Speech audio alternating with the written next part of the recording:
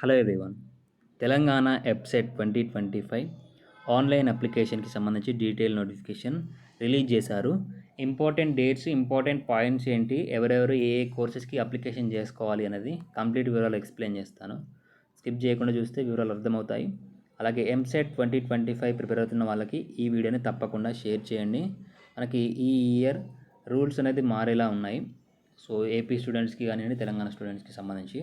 So important dates విషయానికి వస్తే మనకి ఎగ్జామినేషన్ వచ్చేసి 29th ఏప్రిల్ నుంచి 30 ఏప్రిల్ వరకు బైపీసీ వాళ్ళకి, 2nd మే నుండి 5th మే వరకు ఎంపీసీ వాళ్ళకి ఎగ్జామినేషన్స్ జరుగుతాయి. 2 షిఫ్ట్లలో ఎగ్జామ్స్ ఉంటాయి. మార్నింగ్ 9 AM నుంచి 12 noon వరకు ఒక షిఫ్ట్, ఆఫ్టర్నూన్ 3 PM నుంచి 6 PM వరకు 2 షిఫ్ట్. సో అప్లికేషన్ చేసుకోవాలనుకుంటే ఎస్సీ ఎస్టీ క్యాండిడేట్స్కి, అలాగే ఫిజికల్లీ హ్యాండిక్యాప్ వాళ్ళకి 500 రూపీస్ ఫీ పేమెంట్ ఉంటుంది.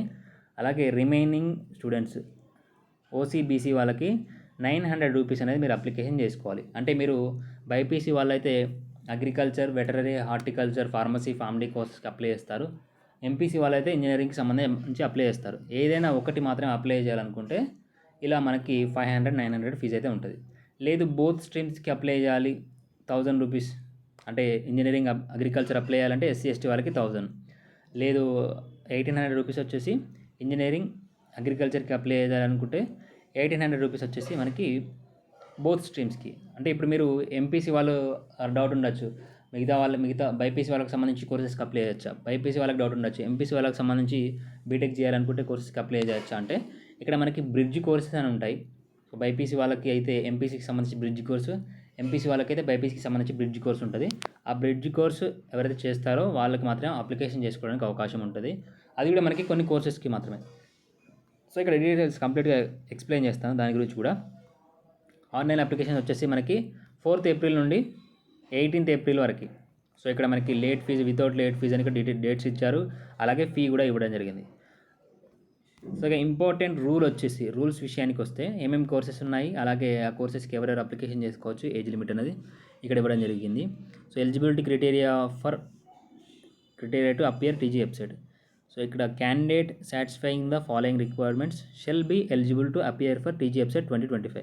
ఇక్కడ candidate should be belongs to Telangana state. So Telangana state student అయ్యి ఉండాలని ఇక్కడ క్లియర్గా మెన్షన్ చేశారు. అంటే ఏపీ స్టూడెంట్స్ అప్లై చేసుకోవచ్చా లేదా అని మీకు డౌట్ రావచ్చు. ఏపీ స్టూడెంట్స్ కూడా మనకి దీనికి అప్లికేషన్ చేసుకోవడానికి అవకాశం ఉంది, కానీ కౌన్సిలింగ్ టైం వరకు ఛాన్స్ ఇస్తారా లేదా అని తెలియదు. అంటే కౌన్సిలింగ్ టైంలో ఇప్పుడు సీట్స్ విషయానికి వస్తే Telangana students AP students Telangana EAMCET application చేసుకోవడానికి 10 years, అంటే స్టేట్స్ సపరేట్ అయిన దగ్గర నుంచి 10 years వరకు అవకాశం ఇచ్చారు. సో అది ప్రీవియస్ ఇయర్ వరకు కంప్లీట్ అయిపోయింది. ఈ ఇయర్ నుండి ఏ స్టేట్ వాళ్ళకి ఆ స్టేట్ వాళ్ళే 100% సీట్స్ ఇవ్వడానికి అవకాశం ఉంది. అంటే ఇప్పుడు తెలంగాణ స్టూడెంట్స్కి 100% సీట్స్ తెలంగాణ స్టూడెంట్స్కి మాత్రం ఇవ్వడానికి తెలంగాణ గవర్నమెంట్కి రైట్స్ ఉన్నాయి. సో అలా ఈ ఇయర్ ఏమైనా జీవో తీసుకొస్తే ఓన్లీ తెలంగాణ స్టూడెంట్స్ మాత్రమే ఎంసెట్, అంటే ఓన్లీ లోకల్ స్టూడెంట్స్కి మాత్రమే ఎంసెట్కి ఎలిజిబిలిటీ క్రైటీరియా తీసుకురావడానికి అవకాశం ఉంది. తీసుకొస్తే తెలంగాణ స్టూడెంట్స్కి చాలా బెనిఫిట్ అవుతుంది, ఏపీ స్టూడెంట్స్కి ఇది బ్యాడ్ న్యూస్ అవుతుంది. సో దీని గురించి మనకి అడ్మిషన్ టైంలో, అంటే కౌన్సిలింగ్ టైంలో ఈ రూల్స్, రెగ్యులేషన్స్, జీవోస్ అనేది తీసుకురావడానికి అవకాశం ఉంది. సో ఇప్పుడు తెలంగాణ స్టూడెంట్ అయితే ఇక్కడ లోకల్ కేటగిరీ కిందకి వస్తాడు, అదర్ ఏపీ స్టూడెంట్ అయితే నాన్ లోకల్ కేటగిరీ కిందకి వస్తాడు. సో నాన్ లోకల్ వాళ్ళకి 15% సీట్స్ ప్రీవియస్ ఇయర్ వరకు, అలాగే లోకల్ వాళ్ళకి 85% సీట్స్ రిజర్వేషన్ ఇచ్చారు. సో ఈ 85% సీట్స్ని 95% చేస్తారా లేదా మొత్తానికి 100% చేస్తారా అనేది మనకి కౌన్సిలింగ్ టైంలో తెలుస్తుంది. దీని గురించి లోకల్, నాన్ లోకల్ గురించి సపరేట్గా జీవో అనేది ఇంకా క్లారిటీగా అయితే రిలీజ్ చేయలేదు.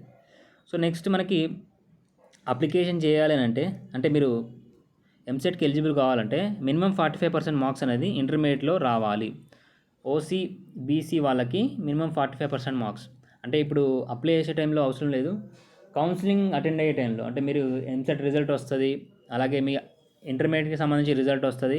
రిజల్ట్ వచ్చిన తర్వాత మినిమం 45% మార్క్స్ అనేది ఓసీబీసీ వాళ్ళకి రావాలి. అంటే ఆప్షనల్ సబ్జెక్ట్స్, మీకు సంబంధించి ఆప్షనల్ సబ్జెక్ట్స్ ఉన్నాయి కదా, ఫస్ట్ ఇయర్, సెకండ్ ఇయర్లో 600 మార్క్స్కి మీకు 270 మార్క్స్ ఓసీబీసీ వాళ్ళకి రావాలి, 240 మార్క్స్ ఎస్సీ ఎస్టీ వాళ్ళకి వచ్చి ఉండాలి. అంటే అవుట్ ఆఫ్ 600కి 270, 240 ఇలా వస్తేనే మీరు కౌన్సిలింగ్కి ఎలిజిబుల్ అవుతారు. నెక్స్ట్ మనకి ఏజ్ లిమిట్ వచ్చేసి ఇక్కడ ఫార్మసీ అలాగే బీటెక్ ఇంజనీరింగ్ చేద్దాం అనుకునే వాళ్ళకి సంబంధించి మినిమం 16 ఇయర్స్ ఏజ్ అని ఉండాలి 31 డిసెంబర్ వరకు. అలాగే no age limit. So upper age limit అయితే ఏం లేదు, మీరు ఎంత ఏజ్ ఉన్నా అని అప్లై చేసుకోవడానికి అవకాశం ఉంటుంది. So next BTech dairy technology, BTech food technology ఈ కోర్సెస్కి సంబంధించి అప్లై చేయాలంటే మినిమం 17 ఇయర్స్ ఉండాలి. అలాగే అప్పర్ ఏజ్ లిమిట్ ఇవ్వడం జరిగింది. ఇక్కడ 22 ఇయర్స్ అనేది ఓసీబీసీ వాళ్ళకి, 25 ఇయర్స్ అనేది ఎస్సీ ఎస్టీ వాళ్ళకి ఉండాలి. So BTech dairy technology, agriculture engineering, BTech food టెక్నాలజీకి సంబంధించి. సో రిమైనింగ్ కోర్సెస్కి సంబంధించి మనకి ఏజ్ లిమిట్ అనేది పెద్దగా ఏమి ఇవ్వలేదు. ఇక్కడ కోర్సెస్కి సంబంధించి ఏమేమి కోర్సెస్ ఉండాలనేది క్లియర్గా ఇచ్చారు. బైపీసీ వాళ్ళకైతే BSc agriculture, horticulture, forest science, అలాగే veterinary science, animal husbandry, fisheries science, అలాగే ఫుడ్ టెక్నాలజీకి సంబంధించి ఇక్కడ కోర్సెస్ ఏమేమి కామన్గా ఉండాలనేది ఇవ్వడం జరిగింది. So BTech food technology BiPC వాళ్ళు చేయొచ్చు, ఎంపీసీ వాళ్ళు చేయొచ్చు. సో మ్యాథమెటిక్స్ లేదా ఫిజికల్ సైన్స్ లేదా బయాలజికల్ ఈ కోర్స్ అనేది మినిమం కామన్గా ఉండాలి. ఒకవేళ BiPC students BTech food technology లేదా బయోటెక్నాలజీ ఇద్దాం అనుకునే వాళ్ళకి సంబంధించి మీరు బ్రిడ్జ్ కోర్స్, మ్యాథమెటిక్స్కి సంబంధించి బ్రిడ్జ్ కోర్స్ అనేది ఉంటుంది. 1 మంత్ పీరియడ్ లేదా ఉంది, అది మనకి అఫీషియల్ వెబ్సైట్లో ఉంటుంది. ఆ బ్రిడ్జ్ కోర్స్ చేసిన వాళ్ళు బీటెక్ బయోటెక్నాలజీ చేయడానికి ఎలిజిబుల్ అవుతారు.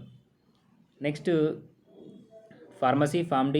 ఫార్మస్యూటికల్ కోర్సెస్కి అలాగే బయోమెడికల్ ఇంజనీరింగ్ కోర్సెస్కి సంబంధించి కూడా అప్పర్ ఏజ్ లిమిట్ అయితే లేదు మనకి. లోయర్ ఏజ్ వచ్చేసి 16 ఇయర్స్ అయితే కంప్లీట్ అయి ఉండాలి.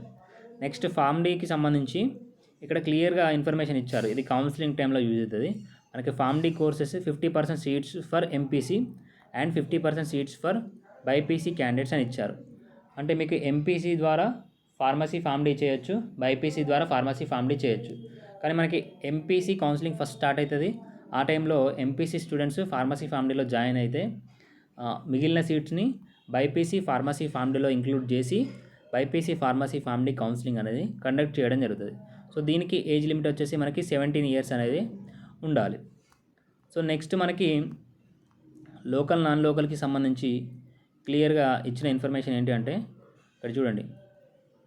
Local non local criteria shall be subject to the submission of substitution as decided by the government in terms of article 371D of constitution of India presidential order 1974, its amendments and section 95 AP recognition of act 2014.